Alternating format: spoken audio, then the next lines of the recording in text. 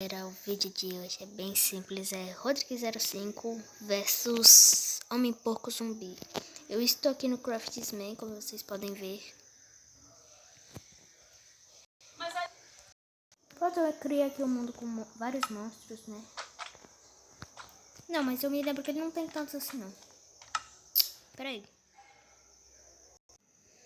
Pronto, galera, eu invoquei bem uns 20 Homem Porco Zumbi.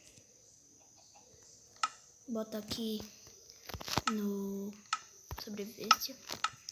Galera, meu celular aqui tá 13%. Não vai demorar muito pro vídeo acabar. Eita, não tô enxergando nada.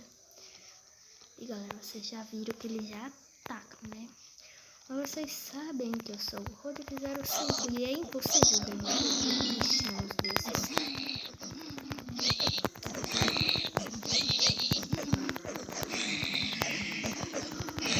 Eles nunca vão me ganhar. Logo eu, Rodrigo05, vou perder com um porco. Só por causa que ele ficou mutante. Vixe, galera, que vocês já viram aí que ele tira muito dano. Mas ele não me ganha. Você não vai me ganhar. Nem você. Eita, que agora passou perto, hein, galera, de eu morrer. Agora sim eu tenho que pegar pesado com eles. Olha a minha vida. Olha no canto esquerdo, em cima. Nossa, eles estão dropando XP. Eu pego pra ficar forte. 1h30 a gravação. Tem que ser breve, né? Tem que ser rápido. Olha lá. Olha lá. Eita. Tem 3 hits pra me matar um.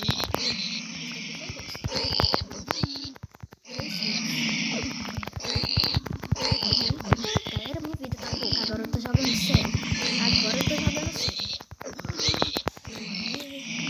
13% de celular. Aguenta muito, hein, galera? Acho que eu nunca vi um celular durar tanto assim. Eu já vou ali naquele pico. Lá. Só nas costas, tropinha. Eles pegaram. 2 minutos. Eu acho que aqui tem uns 20 a 30 pigmen. É Homem Porco Zumbi. Eu estou aqui, galera. Mais uma vez eu estou falando. Eu estou no Craftsman, tá bom?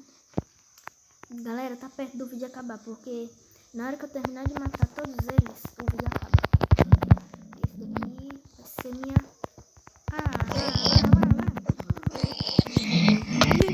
Que